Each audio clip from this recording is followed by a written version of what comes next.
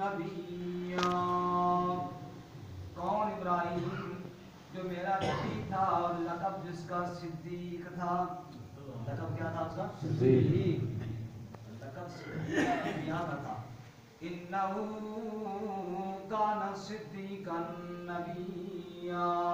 وہ ابراہیم صدیق نبی تھا. پھر اللہ کریم فرماتے ہیں قرآن پاک میں وَاذْكُرْ فِي الْكِتَابِ إِدْرِيسَ إِنَّهُ كَانَ صِدِّيقًا نَبِيًّا. اے میرے پیغمبر تذکرہ کر کتاب کے اندر ادریس علیہ السلام کا. إِنَّهُ كَانَ صِدِّيقًا نَبِيًّا. وہ ادریس بھی صدیق نبی تھا. وَاذْكُرْ فِي الْكِتَابِ إِسْمَاعِيلَ إِنَّهُ كَانَ صَادِقَ الْوَعْدِ وَكَانَ رَسُولًا نَبِيًّا. میرے پیغمبر تذکرہ کر اسماعیل علیہ السلام کا. کانا صادق الوعد, وعدے کا بڑا سچا تھا. صادق اور صدیق لقب اللہ نے اپنے نبیوں کو عطا فرمائے. لیکن جب باری آئی میرے نبی کے صحابہ کی, غلامان مصطفیٰ کی باری آئی, اللہ کریم فرماتے ہیں سورۃ الحدید کے اندر والذین آمنوا باللہ ورسلہ اولئک هم الصدیقون. اللہ فرماتے ہیں میرے پاک پیغمبر صلی اللہ علیہ وسلم یہ صدیق لقب تو میں نے اپنے خلیل ابراہیم کو دیا تھا. یہ صدیق والا لقب تو میں نے حضرت ادریس علیہ السلام کو دیا تھا. یہ لقب تو میں نے اپنے انبیاء کو دیے تھے. لیکن تیرے صحابہ اتنی شان والے ہیں, اتنے مقام والے ہیں میرے پیغمبر. میں اللہ کریم نے ان کے دلوں پہ جھانکا ہے. اولئک الذین امتحن اللہ قلوبہم للتقوی. ان کے دلوں کے اندر مجھے تقوی نظر آیا ہے. ان کے دلوں کے اندر مجھے ایمان نظر آیا ہے. ان کے دلوں کے اندر مجھے صداقت نظر آئی ہے. دوسری جگہ اللہ فرماتے ہیں وَزَيَّنَهُ فِي قُلُوبِكُمْ. اللہ کریم نے ایمان کو ان کے دلوں میں سجا دیا ہے. کہیں اللہ کریم فرماتے ہیں وَقَرَأَ عَلَيْهِمُ الْكُفْرَ وَالْفُسُوقَ وَالْعِصْيَانَ.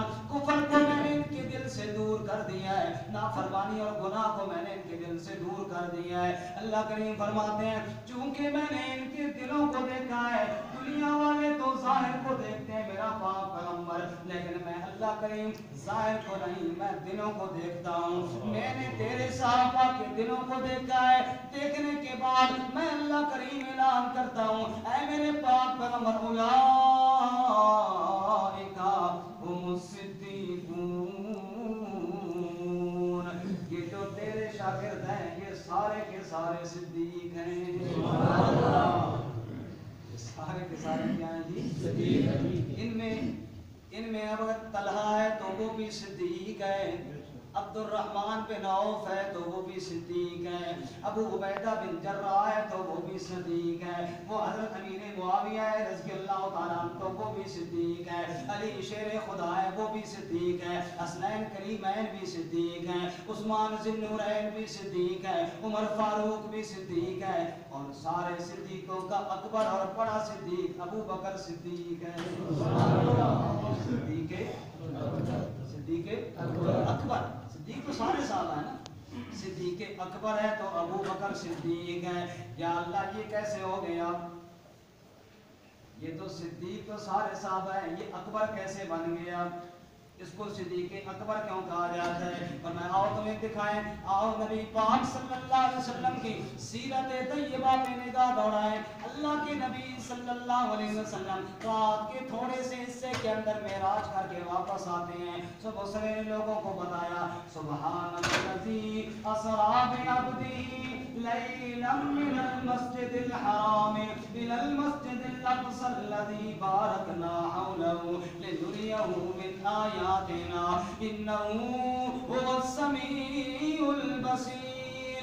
ان لوگوں کا تھوڑا سا حصہ لگا جس بستر سے اٹھ کر گیا وہ ٹھنڈا بھی نہیں ہوا تھا کہ میں سیر کر کے واپس آ گیا. مسجد حرام سے مسجد اقصیٰ گیا ہوں, پھر وہاں سے آسمانوں کی سیر کر کے رب سے ہم کلام ہو کے واپس آ گیا ہوں. اللہ کے نبی صلی اللہ علیہ وسلم نے بتایا اتنی تھوڑی سی دیر لگی لیلا التنوین للتقلیل، بڑی قلیل وقت کے اندر سیر ہو گئی، میں نے سارے آسمان بھی دیکھ لیے، جنت اور جہنم بھی دیکھ لی، رب کے ساتھ ہم کلام بھی ہو گیا اور مسجد اقصی کے اندر نبیوں کی امامت بھی کروا لی۔ یہ بہت تھوڑا سا وقت لگا، یہ سارے مراحل طے ہو گئے۔ ابو جہل نے جب یہ بات سنی، بھاگتا ہوا ابو بکر کے پاس میں لگ گیا، کہنے لگا ابو بکر اب نئی بات سن، بھلا یہ بھی کوئی ماننے والی بات ہے؟ ابو بکر صدیق نے ابھی تک یہ بات نہیں سنی تھی، کہنے لگے کون سی بات نہیں ہو گئی ہے؟ کہنے لگا جناب بات یہ ہو گئی، تیرے ساتھی کہتے ہیں رات کے تھوڑے سے حصے کے اندر اتنی لمبی سیر کر کے آ گیا ہوں، یار ابو بکر میرا عقل تو نہیں مانتا، کسی بندے کا عقل تو نہیں مانتا، اتنے تھوڑے سے ٹائم کے اندر بھلا اتنی لمبی سیریں کیسے ہو سکتی ہیں؟ بکر صدیق نے فرمایا یار اگر یہ بات اللہ کے نبی صلی اللہ علیہ وسلم نے فرمائی ہے پھر تم اپنے عقل کا علاج کر، میرا ایمان تو اس کو ماننے کے لیے تیار ہے۔ سبحان اللہ۔ یار تو صدیق اکبر ہے، تو کیا ہے؟ تو صدیق اکبر ہے، سب سے پہلے بغیر بات کی دلیل مانگے اللہ کے نبی کی تصدیق کرنے والا وہ صدیق اکبر بن جاتا ہے۔ نبی پاک صلی اللہ علیہ وسلم نے فرمایا میں نے جس پر بھی اسلام کو پیش کیا، کسی نے دلیل مانگی، کسی نے ٹائم مانگا، کسی نے کہا مشورہ کر کے جناب پھر جناب بتاؤں گا، کسی نے کہا امی ابو سے پوچھ کے بتاؤں گا، کسی نے کہا کچھ دن سوچ کر بتاؤں گا، کسی نے کہا کچھ معجزہ دکھاؤ تب مانوں گا، کسی نے کوئی بات کی، کسی نے کوئی بات کی۔ ایک ابو بکر صدیق ہے جس کے سامنے جب میں نے اسلام پیش کیا اس نے بغیر دلیل کی اور دیر لگائے قبول کر لیا۔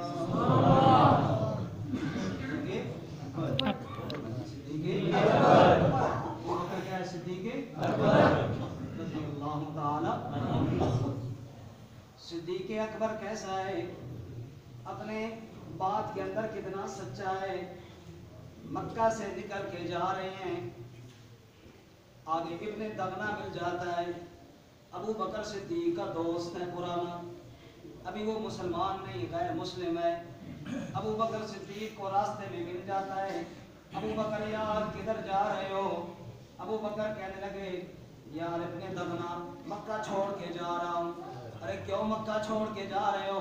جہاں تیرا گھر ہے، جہاں تیری جائیداد ہے، جہاں کا تو رہنے والا ہے، آپ ذرا غور کیجئے نا، 5 مرلے کا کسی کا مکان ہو، پلاٹ ہو، تو مرنے مارنے کے لیے لوگ تیار ہو جاتے ہیں، کوئی چھوڑنے کے لیے تیار نہیں ہوتا۔ جو مقامی مکے کا ہے اور رئیس ہے مکے کا، مکے کی ساری پراپرٹی اس کی ہے، چھوڑ کے جا رہا ہے کس کی رضا کے لیے؟ سچا تو ہے نا اپنے دعوے میں، صدیق اکبر تو ہے نا۔ ابن دغنہ پوچھتا ہے ابو بکر کہاں جا رہا ہے؟ کہ یار مکہ چھوڑ کے جا رہا ہوں۔ ارے کیوں چھوڑ کے جا رہا ہے؟ یہاں تیرے مکان ہے، یہاں تیری پراپرٹی ہے، یہاں تیرے رشتہ داریاں ہیں، کیوں چھوڑ کے جا رہا ہے؟ ابو بکر جواب میں کہنے لگے ابن دغنہ یار مجھے مکے والے اللہ کی خالص وحدانیت کی بیان کرنے نہیں دیتے، اللہ کی توحید والی عقیدے کے اوپر پختہ نہیں رہنے دیتے، تنگ آ کے جا رہا ہوں۔ ابن دغنہ کہنے لگا انک لتصل الرحم وتحمل الکل وتکسب المعدوم۔ اے ابو بکر یار تیرے جیسا بندہ مکہ چھوڑ کے جائے یہ کوئی اچھی بات نہیں ہے، تو غریبوں کے ساتھ مدد کیا کرتا ہے، تو مسکینوں کے ساتھ تعاون کیا کرتا ہے، بڑا چنگا بندہ ہے ابو بکر یار، چل تم واپس نہ آ جا، مکہ چھوڑ کے نہ جا، میں مکے کے سرداروں سے کہوں گا ابو بکر کو کوئی کچھ نہ کہے، میں نے اس کو پناہ دے دی ہے، کیونکہ مکے کے سرداروں کا قانون تھا کوئی ایک وڈیرا بھی اگر کسی کو پناہ دے دیتا باقی اس کو چھیڑا نہیں کرتے تھے۔ ابو بکر آ جا، میں تجھے پناہ دیتا ہوں، میری پناہ کے اندر آ جا، تجھے کوئی کچھ نہیں کہے گا۔ ابن دغنہ ابو بکر کو واپس لے کر آتا ہے، آگے مکے کے سارے سرداروں کو بتاتا ہے کوئی بندہ ابو بکر کے ساتھ زیادتی نہ کرے، میں نے پناہ دے دی ہوئی ہے ابو بکر کو۔ رات کا وقت آتا ہے، ابو بکر صدیق قرآن کی تلاوت کرنا شروع کر دیتا ہے اور کہتا ہے الم تروا کیف خلق اللہ سبع سماوات طباقا وجعل القمر فیہن نورا وجعل الشمس سراجا۔ اللہ کے قرآن کی تلاوت توحید والی آیتیں چن چن کر ابو بکر جب پڑھنا شروع کرتا ہے مکے کے مشرک جمع ہو جاتے ہیں، اور حدیث پاک کے الفاظ ہیں ابو بکر جب قرآن پڑھا کرتے تھے زار و قطار رویا بھی کرتے تھے، آنسو بہ رہے ہیں ابو بکر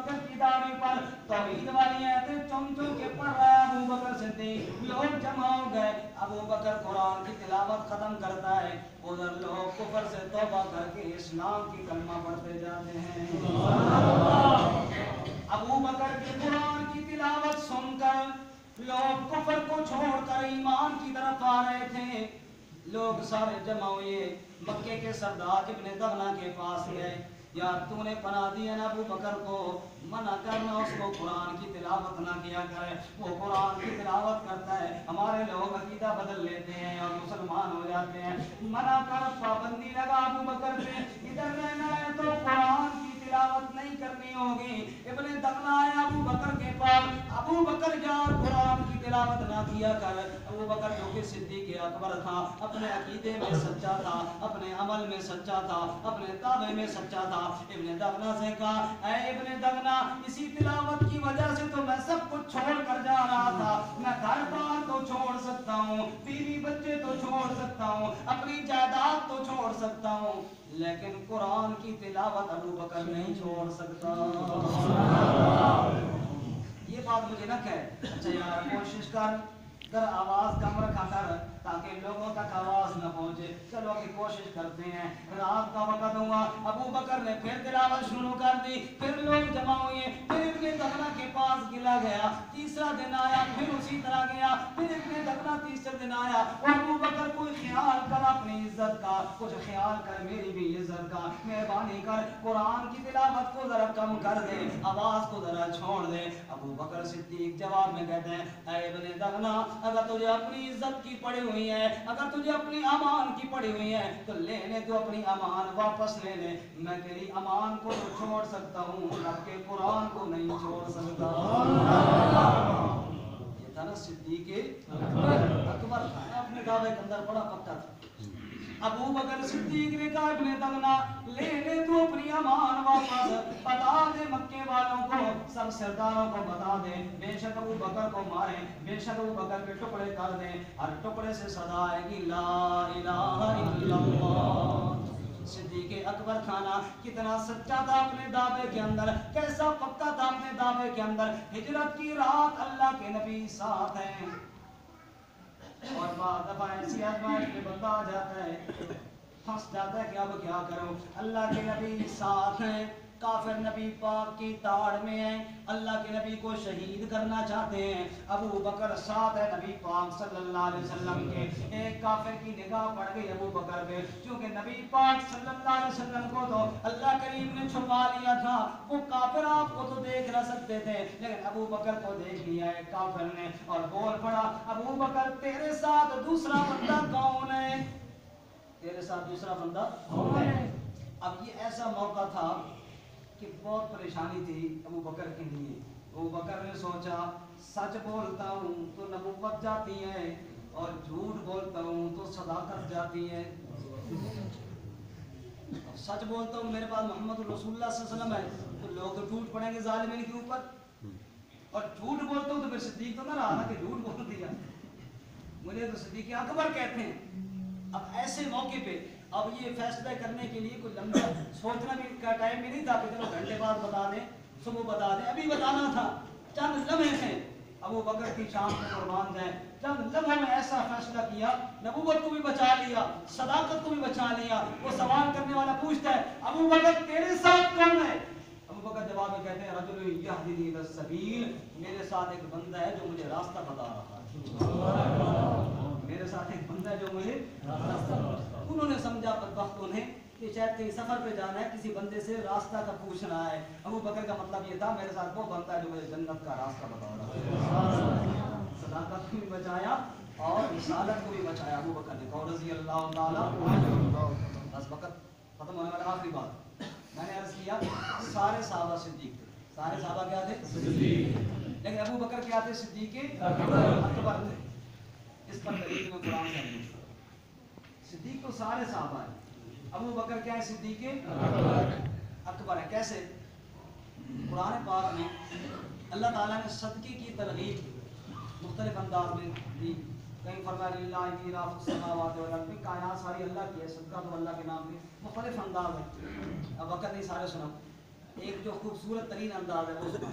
اللہ فرماتے ہیں, من ذا الذی یقرض اللہ قرضا حسنا، اے ایمان والو کیا تم میں کوئی ایسا بھی ہے یقرض اللہ قرضا حسنا، جو اللہ کریم کو قرض دے دے، فیضاعفہ لہ اضعافا کثیرا، اللہ کریم کئی گنا کر کے اس کا بدلہ تمہیں دے دے گا۔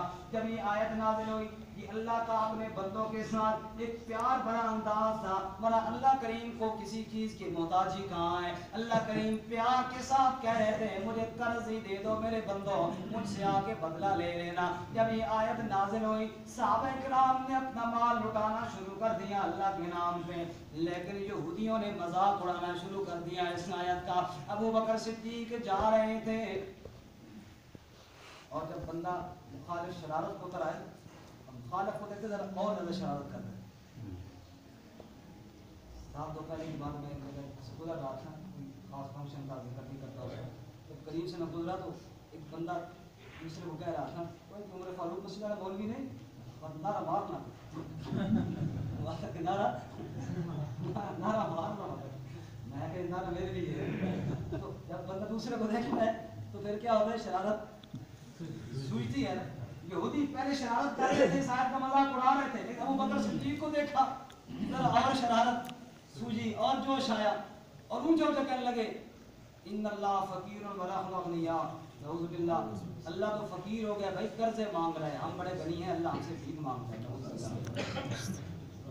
اب یہ بات سنی ابو بکر صدیق نے، اب جیسا کوئی ہوتا تو شاید کا نکل ہی جاتا، ابو بکر تو صدیق اکبر تھا، وہ تو صدیق اکبر تھا، وہ تو اپنے دعوے میں پکا تھا، اور نے کہا یا یہ رہے گا یا میں رہوں گا، میرے رب کی توہین اور روبی میرے سامنے۔ پکڑ لیا ابو بکر صدیق نے اس کو، اور اتنی لگائی نا، اتنی لگائی کہ یاد کی اس نے، اور کہا خبردار، ابو بکر ہر بات برداشت کر سکتا ہے لیکن اپنے رب کی توہین ابو بکر کبھی برداشت نہیں۔ خوب پٹائی کی، اور اس بدبخت کو ہمت نہ ہوئی آگے بولنے کی۔ جب وہ بین الموت والحیات ہو گیا نا، نہ زندہ نہ مردہ، تو ابو بکر نے کہا دفعہ ہو، اس کو چھوڑ دیا اور پھر چلے گئے۔ وہ یہودی سارے جمع ہو کے نبی پاک صلی اللہ علیہ وسلم کے پاس آگے کہا جی ابو بکر نے ہمارے اس فلانے کو مارا ہے۔ آپ نے کہا کیوں مارا؟ کہا ایویں ہی مار دیا۔ جو آدمی اللہ پر جھوٹ بول سکتا تھا، اللہ کی توہین کر سکتا تھا، جھوٹ بولنا اس کے لیے کیا مشکل کام ہے؟ کہا ویسے ہی مار دیے۔ آپ نے کہا یار یہ تو زیادتی ہے، خواہ مخواہ کسی کو مارنا چاہے کوئی کافر ہو تو ٹھیک نہیں ہے۔ آپ نے کہا ابو بکر کو بلا، ابو بکر آئے، تو نے اس کو مارا ہے؟ جی یا رسول اللہ مارا ہے۔ کیسے مارا؟ کہا تھپڑوں کے ساتھ مارا، ٹھیک ٹھاک مارا ہے، خوب پھینٹی کی لگائی ایسی۔ کہا کیوں؟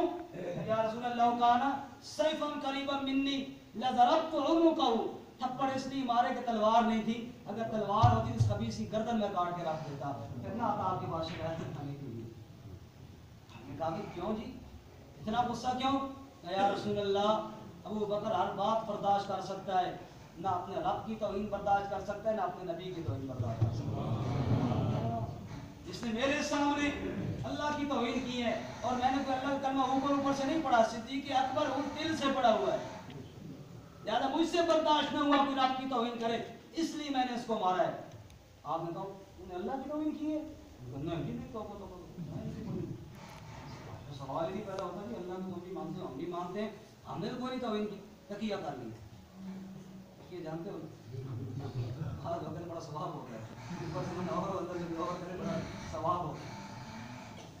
تو یہ اصل میں یہودیوں کا مذہب تھا، اس نے بھی تکیہ کر لیا اوپر سے جناب، اور نیچے سے اور کہنے لگا نہیں جی نہیں کوئی مسئلہ نہیں جی، میں نے ایسی کوئی بات نہیں کی۔ اب ابو بکر صدیق کہتے ہیں اس نے اللہ کی توہین کی ہے، وہ کہتا ہے میں نے توہین نہیں کی ہے۔ قانون یہ ہے جو بندہ کسی کے خلاف دعویٰ کرتا ہے اس کو دلیل دینی پڑتی ہے۔